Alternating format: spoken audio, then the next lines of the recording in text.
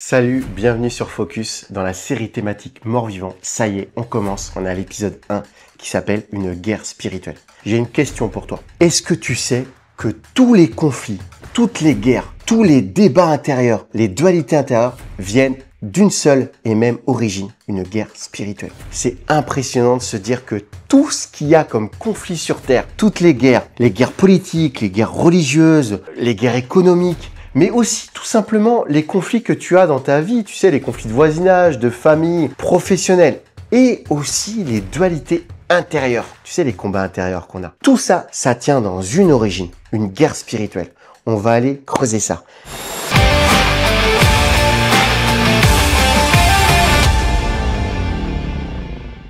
T'es sur Focus, t'es avec Jonathan, un enseignant de la parole de Dieu. On va continuer dans cette chaîne à mettre le focus sur la vérité de Dieu, sur les choses surnaturelles. Focus veut mettre le surnaturel à sa place, c'est-à-dire au-dessus du naturel. Arrêtons de vouloir vivre une vie surnaturelle naturellement. Ce n'est pas possible, c'est une perte de temps, c'est contre-productif. À la fin de chaque épisode, je t'encourage à rester avec moi pour un temps d'astuces bonus. Un petit temps dédié à une meilleure compréhension de la parole en lien avec l'épisode que tu viens d'entendre. Je t'encourage à suivre ces astuces bonus, tu vas être béni. On va aller creuser cette question de la guerre spirituelle en 3 points. Point numéro 1, cette guerre spirituelle est à l'origine de tous les conflits. Oui, je te l'ai dit tout à l'heure, mais je vais pas seulement te le dire, je vais aller te le prouver à travers la parole de Dieu, parce que la parole de Dieu, elle est véritable. Elle peut te prouver tout ce qu'il y a à te prouver. Je vais pas te parler de la guerre spirituelle comme le monde t'en parle, tu sais, tous les films. Il y a des tonnes de films qui ont parlé de guerre spirituelle. On a vu des anges, des fois ils avaient des ailes blanches, des fois ils avaient des survêtements, des fois ils avaient des costumes, costard cravate. Et le monde,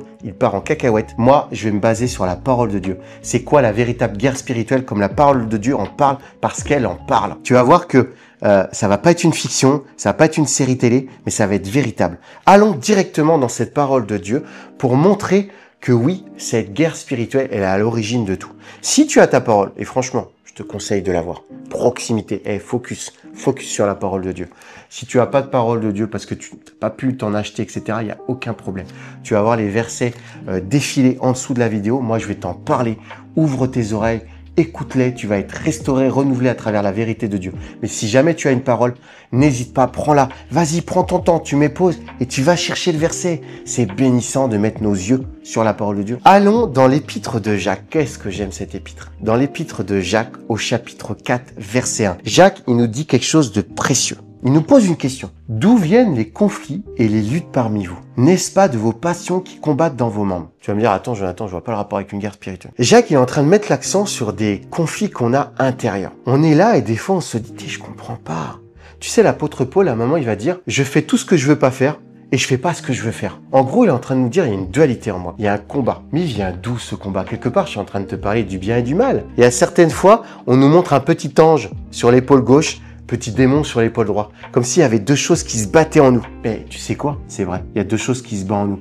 Et puis les conflits là, on en a beaucoup aujourd'hui dans le monde là. Je vais pas te les citer, je vais pas faire polémique, mais les conflits aujourd'hui qui opposent deux pays, deux nations, deux religions, etc. Purée, des fois ils se battent, ils savent même pas pourquoi. Tu leur poses la question, ils vont te raconter des trucs, des histoires là, qu'on ni queue ni tête. Ils savent même pas quelle est l'origine de tout ça. Moi, je t'en propose une origine. Je te propose une origine que la parole évoque. Et là, on va faire un saut, tu vas voir, je t'avais promis, on va voyager dans la parole de Dieu. On va aller dans Apocalypse, le dernier livre de la parole de Dieu. Apocalypse, chapitre 12, verset 7. Très simple, j'invente rien. Là, la Bible elle nous dit, l'apôtre Jean nous parle, puisque c'est lui qui a écrit l'Apocalypse, autrement appelé Révélation, qui a une révélation de Dieu. Il va nous dire, il y eut guerre dans le ciel. Michel et ses anges combattirent contre le dragon. Tu peux continuer à lire les versets, tu verras, prends ton temps. Il parle un petit peu de cette guerre. La Bible nous confirme, il y a bien une guerre spirituelle. C'est pas une image, c'est pas seulement une idée. C'est un fait, c'est une vérité. Il y a une guerre qui a éclaté dans les lieux célestes, avec beaucoup de répercussions, beaucoup de conséquences, et puis tu sais quoi? Un enjeu, toi et moi. Et là, c'est important de le savoir. Alors, allons creuser cette guerre dans le point numéro 2, ok? La Bible nous confirme, point numéro 1, elle nous confirme qu'il y a une guerre spirituelle. Point numéro 2, cette guerre, c'est entre qui? C'est qui contre qui? C'est quand? C'est où? Allons voir un petit peu ce que la Bible nous dit. Eh bien, dans Apocalypse 12, au verset 7, il est écrit qu'il y a une guerre dans le ciel, et on sent que au niveau du camp, il y a une temporalité. Alors la temporalité, on peut se dire, elle est à venir, cette guerre. Ok, c'est Jean, il a une révélation de quelque chose qui va arriver. Ok, ça peut être la fin des temps. Mais il faut comprendre une chose dans la parole de Dieu. Le temps, Dieu est hors du temps. Et la parole de Dieu, elle va nous transporter dans le temps et il faut surtout pas s'arrêter à une logique temporelle. Il faut bien comprendre que quand on nous parle de quelque chose dans l'Apocalypse, ok, ça peut arriver à la fin des temps, peut-être c'est pas encore arrivé aujourd'hui en 2025, mais aussi ça peut prendre racine avant. Il y a des échos avant. On le voit dans la parole de Dieu. Je vais te citer quelques versets. Dans Ésaïe, à un moment, il va dire « Ô astre de lumière qui a chuté du ciel ». Dans Luc, Jésus, donc tu vois là on parle d'Ésaïe, Luc, Apocalypse, voyage dans la parole de Dieu. Jésus il va dire « J'ai vu Satan tomber du ciel ». Donc en fait, toute la parole de Dieu va nous montrer une temporalité par rapport à cette guerre. Cette guerre en fait quelque part, elle va peut-être prendre une finalité dans la fin des temps, mais elle prend ses origines bien avant. Il faut comprendre que le camp, il est transversal à ta vie. Ça, c'est hyper important. Le camp de cette guerre est transversal à ta vie. Ok, maintenant on a qui? On a deux camps qui s'opposent. Dans Apocalypse 12, toujours les mêmes versets, on va pouvoir lire qu'il y a Michel et ses anges. Donc on a un clan, l'archange Michel, qu'on voit assez souvent apparaître dans la Bible, avec ses fidèles, ses anges d'un côté. Puis de l'autre côté, on a le dragon. La Bible, elle nous dit, le dragon, autrement appelé le diable, autrement appelé Satan. Deux clans qui s'opposent. Le qui est important. Deux clans qui s'opposent. Et puis le où. Alors ça, c'est intéressant. Le où. Le où, en fait, c'est dans le ciel. Ouais, mais attends, Jonathan. C'est quoi ça? Tu sais, la Bible, elle nous parle de 3 ciels. Pour que tu comprennes un petit peu où on en est. Où ça se passe, où tu es toi, et où a lieu cette guerre. Le premier ciel, dans Genèse 1, c'est le ciel que Dieu compose. Souvent, on dit que le premier ciel, c'est la terre. C'est là où on est, en fait. Tu sais, quand tu lèves les yeux, quand tu es dehors, parce que là, si je lève les yeux, je suis chez moi, là, j'ai un plafond, ça va pas m'aider. Mais si tu es dehors, tu vas voir qu'il y a un ciel. Ça, c'est le premier ciel. Tu as un deuxième ciel. Dans Éphésiens 6:12, on nous en parle. En fait, d'un domaine des puissances spirituelles. En fait, pour te traduire la chose, le deuxième ciel, c'est celui qui est entre le premier et le troisième. T'as vu, je suis bon en maths. Et le troisième, c'est la demeure de Dieu. Tu peux le lire dans 2 Corinthiens 12:2. C'est intéressant de se dire, ok, Dieu est dans le troisième ciel. Moi, je suis dans le premier. T'inquiète pas, on n'est pas si loin que ça, par la grâce de Jésus. Troisième ciel premier. Puis dans le deuxième, c'est le lieu de rencontre. C'est un peu aujourd'hui ce que le monde qualifie de l'univers, la galaxie, tout ça. C'est un peu là où il y aurait des étoiles, où pour nous, il n'y a pas grand-chose, quoi. Il y a des étoiles et des planètes. Mais crois-moi, beaucoup plus de choses qu'on le croit. C'est un lieu de rencontre, c'est un lieu de guerre, c'est un lieu d'opposition. Il y a un verset très intéressant dans la Bible, Daniel 10:13, qui nous en parle. Je te fais le contexte. Le prophète Daniel, il prie, il intercède, il dit « Seigneur, aide-moi, j'ai besoin de ton assistance. J'ai besoin de ton aide. » Qu'est-ce que Dieu fait? Il envoie des anges. Petit rappel, les anges, en tout cas ceux qui sont du côté de Michel, ils sont là pour t'aider. Et d'ailleurs, c'est rigolo, si les anges du côté de Michel sont là pour t'aider, les anges du côté de Satan, tu crois qu'ils vont faire quoi? Daniel, il appelle l'assistance de Dieu et Dieu lui dit « Ok, pas de souci, moi je te fais venir des anges. C'est pas un Uber Eats ni rien, je te fais venir des anges. Je vais venir t'apporter assistance. » Et dans Daniel, on voit qu'il y a un ange qui va parler à Daniel, qui va finir par arriver et qui va lui dire « J'ai voulu venir, j'ai entendu ta prière. Dès que tu as prié, j'ai entendu. Tu sais, il y a un réseau top, Wi-Fi, plus la fibre.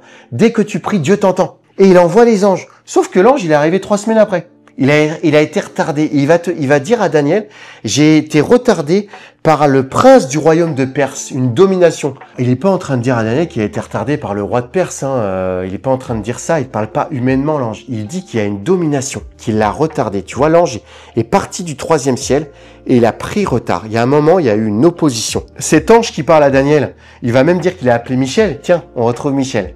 Michel, c'est le boss, c'est le guerrier, quoi. Il a appelé Michel et a dit, viens m'aider. Tu vois, il y a eu une opposition. Et ça, c'est intéressant de comprendre ça, cette logique des 3 ciels. Donc, tu vois, on a le topo.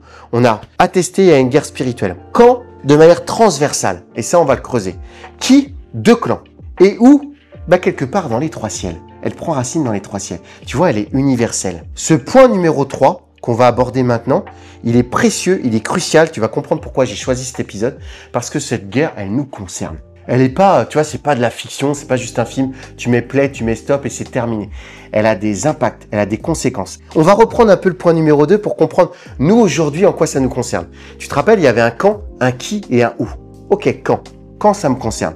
C'est simple. À chaque fois que tu vis, à chaque fois que tu te lèves le matin, à chaque fois que tu as des décisions à prendre, à chaque fois que tu as des choix à mener, que tu as des choix de foi, que tu décides d'aller plutôt vers quelque chose qui semble bon pour toi, bien, ou quelque chose qui te semble mauvais. Et puis des fois, tu vas choisir quelque chose de mauvais alors que tu avais l'impression qu'il y avait mieux à faire. À chaque fois que tu es là, c'est un écho de la guerre spirituelle. C'est tout le temps dans ta vie, en fait. Tu vois, quand je te disais que le camp il est transversal, eh ben, ça prend effet dans ta vie. Tu as toujours eu des choix, tu as toujours eu des décisions à prendre et c'était toujours en lien avec cette guerre spirituelle qui, quelque part, tu l'as compris, oppose le bien et le mal sans faire trop de clichés. Et toi, c'est l'histoire de ta vie, ça, de faire des choix. Je t'ai parlé d'un conflit intérieur où tu avais l'opposition entre le bien et le mal. En fait, tu vas voir que tu vas toujours avoir un conflit intérieur qui va opposer l'esprit et la chair. L'être humain, il est tripartite. Il est esprit, âme et corps. En tout cas, il a été créé comme ça. Après, tu verras, on creusera, et à un moment, il a basculé plutôt corps, âme et esprit, prédominé par le corps. Et en fait, ils sont toujours en opposition, ces deux-là. Et au milieu, tu as ton âme. Ça va te rappeler quelque chose que je vais dire, là, les fameux trois ciels. Tu as ton âme. Ton âme est coincée entre les deux, et elle va là où tu choisis de donner la prédominance. Si tu nourris ton corps, ton âme va aller vers le corps. Si tu nourris ton esprit, ton âme va aller vers l'esprit. Rassure-toi, on creusera cette question. Elle mérite d'aller beaucoup plus en profondeur et de prendre le temps de la creuser. C'est ton être qui est dans un combat intérieur. Le qui, c'est entre toi et toi. Et le où, c'est ton corps, ton âme et ton esprit. T'as vu, on parle de trois parties comme on parlait de trois ciels. Ton corps, c'est comme le premier ciel. C'est les choses terre à terre. Ton âme, elle, comme je te l'ai dit, elle est coincée entre les deux. Et ton esprit, c'est le troisième ciel. C'est les choses d'en haut, les choses divines. Et ton combat, tu vois, il est là. Comme quoi, cette guerre spirituelle, elle fait complètement écho à ton quotidien. On va creuser tout ça. Et pour creuser tout ça, eh ben, on va s'attacher, pas trop quand même, à l'un des protagonistes de cette guerre. Lucifer, l'un, pas le, il serait trop content. L'un des protagonistes de cette guerre. La Bible nous en parle et tu vas voir que ça va être très aidant pour nous d'aller creuser son histoire. Mais avant toute chose, si tu aimes cette vidéo, et si tu l'as pas déjà fait, abonne-toi. N'hésite pas à liker, on a besoin de tes encouragements. Tu sais, on est convaincu de ce qu'on fait, mais c'est toujours précieux de recevoir tes encouragements. N'hésite pas à liker, ça nous fera plaisir. N'hésite pas à commenter aussi. Dis-nous ce que tu as pensé. Est-ce que tu connaissais cette guerre spirituelle? Est-ce que tu as un avis là-dessus? Est-ce que ça fait écho à ton cœur quand on te dit que c'est concret dans ta vie? Est-ce que tu as des questions? On prendra plaisir à te lire et à te répondre. Vraiment, on sera béni. Tu sais, à chaque fois qu'on va faire une vidéo, normalement, je vais essayer, on va te proposer un petit bonus. Reste encore un peu avec moi. Petit bonus qui va t'aider à mieux appréhender la parole de Dieu. Tu as bien fait de rester. Je te remercie d'être resté et j'espère qu'à la fin de cette astuce bonus, toi aussi, tu seras reconnaissant envers le Seigneur d'être resté à la fin de cette vidéo. Qu'est-ce qu'on a vu dans cet épisode 1? Une guerre spirituelle. J'ai mis l'accent sur une chose qui me tient fortement à cœur, qui est essentielle pour les chrétiens. La séparation entre le naturel et le spirituel. Et oui, Jésus est venu, il l'a dit, je suis venu pour séparer. Pas pour apporter la paix, pour apporter la division. Ouh, un verset qui choque parfois. On pourra en reparler si tu veux. Mais il est nécessaire que les choses soient séparées. Rappelle-toi, Dieu a commencé par des séparations dans la Genèse. Et oui, il faut séparer le naturel et le spirituel. Séparer jointure et moelle. Séparer la réalité de la vérité. Il nous faut avoir ce discernement, cette intelligence spirituelle. Et la parole, elle contribue à ça. Elle contribue grandement à cela, avec l'appui et l'illumination du Saint-Esprit. Petite astuce, petit bonus pour aller dans ce sens-là. Jésus, quand il a pris la parole, quand il parlait, quand il nous enseignait, il utilisait ce qu'on appelle des paraboles. Waouh, qu'est-ce que j'aime les paraboles. J'aime les paraboles parce qu'elles sont instructives, mais elles sont dynamiques. Elles sont belles, elles sont vraiment merveilleuses. Va lire les paraboles. Et je te donne un petit exercice. Tu prends une feuille blanche, tu prends un crayon, tu n'as pas besoin de grand-chose. Tu sépares ta feuille blanche en deux colonnes.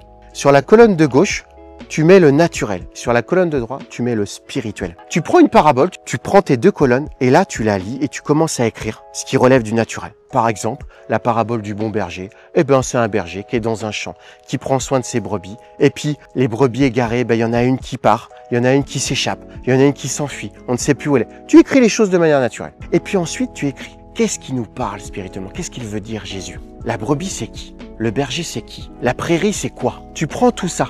Tu sépares ta colonne et tu fais cet exercice. Et tu vas voir que tu vas être béni parce que tu vas comprendre que dans cette parabole, il y a deux lectures possibles. Ça va aiguiser ton discernement spirituel, aiguiser ton intelligence spirituelle. Et au fur et à mesure de faire cet exercice, avec les paraboles, mais j'ai envie de te dire avec n'importe quel verset de la Bible. Les paraboles, c'est un bel outil. Quand tu vas faire cet exercice, tu vas voir que tu vas commencer à de plus en plus discerner, séparer les deux. Tu auras des réflexes dans ton quotidien où tu verras que ça relève du naturel, ça relève du spirituel. Et ça, c'est la réalité, mais ça, c'est la vérité. Ô combien tu vas être béni, je te l'assure, dans le nom puissant de Jésus-Christ. Je te remercie d'avoir suivi cette astuce, ce bonus. Je prie d'ores et déjà que tu aies une plus grande révélation. Qu'en toi soit opérée tel un chirurgien, une séparation entre jointure et moelle, entre le naturel et le spirituel, pour que tu sois cette nouvelle créature que Dieu a prévu que tu sois. Jésus est mort à la croix pour ça. Je te bénis en ce sens. À très très vite sur Focus. Rendez-vous dans l'épisode 2, vraiment reste avec nous, c'est hyper important. On va aller creuser la question de Lucifer. Qui est Lucifer? Qui est Satan? Tu vas être béni. À bientôt pour l'épisode numéro 2. D'ici là, sois puissamment saturé de sa parole, dans le nom de Jésus-Christ.